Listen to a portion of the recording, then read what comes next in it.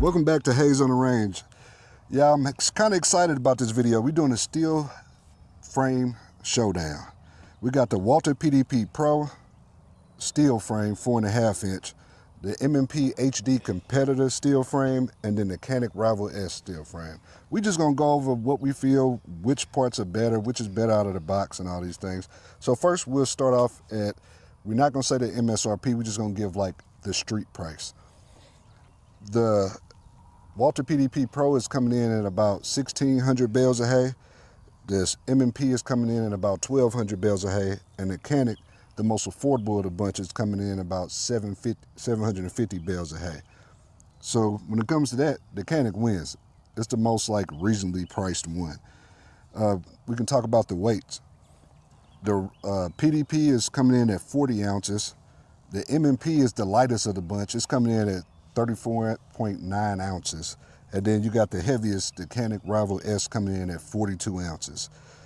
The only thing I've done to these guns, on a PDP, I put a new guide rod and spring in from ZR Tactical, and then I put a new one in the Canik. The triggers are all stock, and then I also added palm swells to the Caniks. So first we're gonna talk about looks. When it comes to looks, I gotta give it to the M&P. It just looks meaner and cooler than the other two. Then second would be the Walther PDP, and then last the Canik. The Canik always kind of looks like a Star Trooper gun to me, especially in this chrome. Even though like that is a good I was gonna say colorway, like we're talking about sneakers. It is a good finish because it messes up less, it scratches less easily. So maybe I should have got this one in all black too. They do have a black version of this. Which one you like the best as far as looks? I would rank this at number 1, and then 2, and then this is last. The Canik is last. Oh, you don't like no Starship Trooper guns, huh? And when it comes to like in hand, fresh out, like straight out of the box, I would have to take the M&P because the grip texture is pretty aggressive. These are all supposed to be competition guns, so the grip texture is good on here. The grip texture is okay on the Canik, but it's not aggressive enough, and I needed to come up a little higher, so I actually have grip tape on like this portion of it, which looks ridiculous, but it is what it is. And the PDP actually probably feels best in my hand, but the thing is the stock one, the texture is kind of slick. So I upgraded with the bogies from Lock Grips, so now this one actually feels the best in my hand. Then I would have to give it to M&P second, and then the Canik last. What do you think? Yeah, I would do the same because like I just like the bulky grip on this. Like it feels a lot better. And then I would rank number 1, and then I would rank this at number 2, and then Canik last. Yep. I don't really like the Canik. Dang. Like the grip on it. Like. I got you. But it's similar to this because Canik just basically made a clone of Walther for the most part and put their own spin on it, I guess. But yeah, so now we're gonna talk about the triggers. I forgot to say everything is unloaded. Like it's safe, there's no magazines in here, but we're gonna go over the triggers. And if we had to rank the triggers out of the box, I'm going with the Walther PDP first, the Canik second, and then the M&P last. And I'm gonna show you guys just a quick dry fire. It is clear. This is the Walther, that's the take up. And that's that. The Walther, the weight on it is probably like 4.5 pounds, maybe 4, but the trigger is just, it's just well put together where it feels lighter. I have individual videos on these guns, so you guys can watch those if you want more detail. This is the Canik. I may like the trigger shoe on the Canik more. This wide trigger shoe is nice, but it is a decent amount of take up. And this trigger is way lighter, as you can see, than the other ones. This was coming in about 3.5 pounds or so. And then you have the M&P, which this trigger isn't bad for like duty reasons, but if you want to do competition, we're gonna have to get the Apex put in here. So out of the box, this is my least favorite. It's a lot more take up, and then the trigger is probably like 5 pounds on here, so it's a lot heavier. But next, we're gonna take some shots down range, and we're gonna talk about the recoil. Okay, so we're gonna I'm gonna just shoot some doubles just to get a feel of which recoil I like the best, and we're gonna try to zoom in on it to get a better, closer look at it.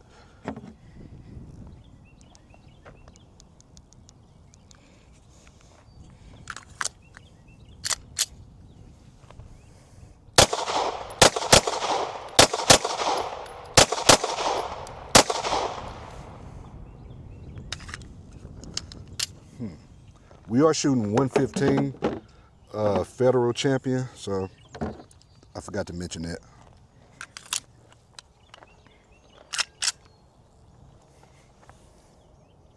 I gotta turn my dot on.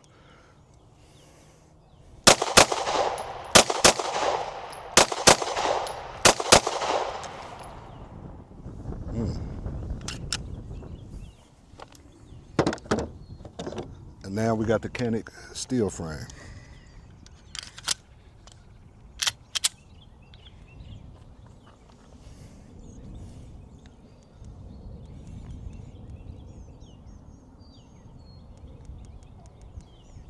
Why my dot not out? Oh, there you go.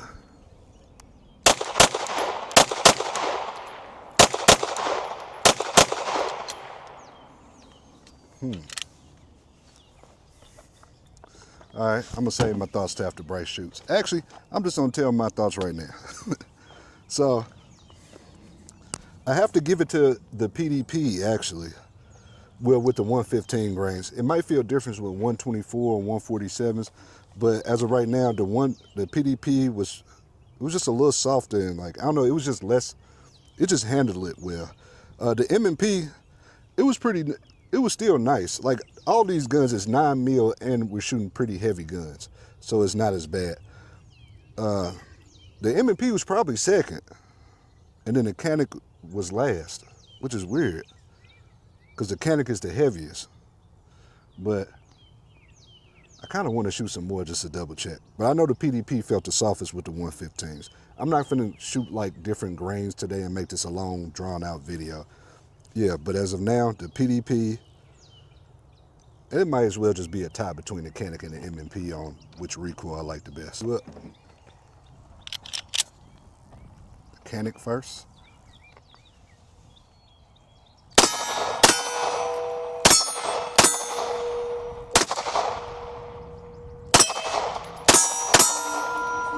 All right.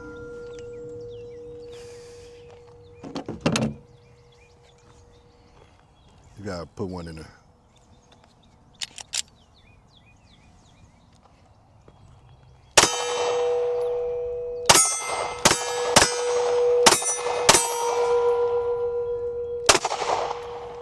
Dang, you missed that little one. Save the best for last.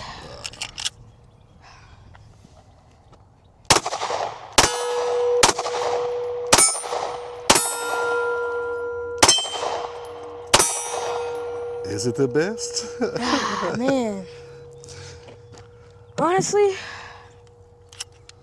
and the Walther, they all felt really good, but I feel like this one was like more like, how do I say this? It was like more like, it had more recoil to me for some reason. I don't know why. You said this one, but they don't know which one you're talking about. The M&P had more recoil for some reason. I got you. But Which one had the least amount of recoil? the Walther. The trigger is definitely like noticeable, like when pulling it, but what's weird, I feel like you might have shot the M&P the best. Well, you did pretty good with the Canik too. But on the first one, when I shot the Walther, I kind of pulled the trigger. Yeah, and even like the second one, you hit kind of low down there, but Yeah. I think I'm gonna go with the Canik first.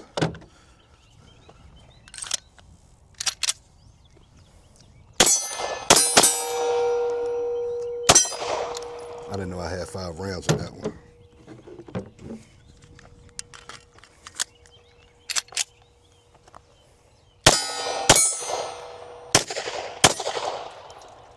Oh, flinched a little bit.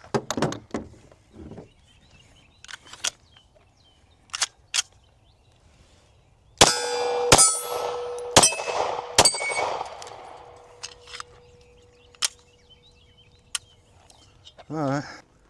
Okay, final thoughts. All 3 of these guns are very good guns. I like all 3 of them. That's probably why I have all 3. But I've been on a search to find my competition gun, which you're just supposed to use what you have, but I got a bunch of them, so you might as well just like try to nitpick. But I wanted to get something where I wouldn't have to make too many changes out of the box. So like with this M&P, the only thing we're gonna have to do is get an Apex trigger in. This Walther, Only thing we did was change up the recoil spring and guide rod, which made a little bit of a difference, but it wasn't like drastic. And then we added these bogey grips on. And we did the same with the Canik. We added the bogey grips. And I think I probably like the Walther the best because I like the 4.5 inch because it's only a 1/2 inch, and I guess that makes a difference in certain cases. But even in shooting, it's a little faster. We shot a bunch of extra rounds, ammo. We shot some 124 and 147 like off camera, and that made a huge difference. That 115 Federal we were shooting, it's a little spicy. It was like noticeably louder than the other ammo we were shooting. But we shot some 147 and 124, and the Canik probably shot the softest out of all of them. It is heavier, so that probably makes more sense. The M&P, it's the lightest of them. It's coming in at about, let's just round it up to 35 ounces. But you can add one of the brass backstrap inserts or whatever to add some more weight. But this one, I feel like the maneuverability is a little faster, where you could like transition the targets and not worry about like over flinging the targets and not like you pretty much stopping on point. And the Walther was just like right in between the two of these, and I think that's probably why I like the Walther the best. What you think? Yeah, I like the Walther the best out of all because the bulky grip on it, like the texture of it, just feels nice, and it's like when I lay my hands on it, it's just like it feels comfortable. And then the trigger, it's like it's really good too. Like the combination with the trigger and the grip feels nice. So I would rank that number 1. And then number 2, I would rank the Canik because like it has the same as the Walther grip. So. Yeah, because Canik is kind of like a Walther clone. They just try to put their own spin on it. Yeah, and then the trigger, I like the trigger too. Yeah. And then like the way it just looks like the gun just looks nice overall. And then last but not least, I would rank the M&P last. I just don't really like the M&P that much. I mean, it looks nice, but like I just don't really like the way it shoots. Like, yeah. I don't like it. Yeah, and like I said, my recommendation is to see which one fits best in your hand. Because that's, like, all these are very close. Like, even him putting the M&P last, I saw he shot it pretty well. Like, so it's a good gun. I like the M&P, I like the Canik, I like the Walther. I like all three of them. That's probably why I have all three. I will say the Canik is probably the best bang for your buck. I didn't want to say it early, but I'm going to say it now. Because they say when you're doing competition, you're supposed to have 2 guns. So you can have a backup or a training gun, and then you got your competition gun. And you could buy 2 Caniks for the price of one of these. So there's that.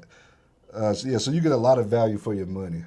And this one is right in between on price, and it's still all right. But then you got to upgrade the trigger, so then you're getting closer to the Walther money, where you don't have to upgrade the trigger.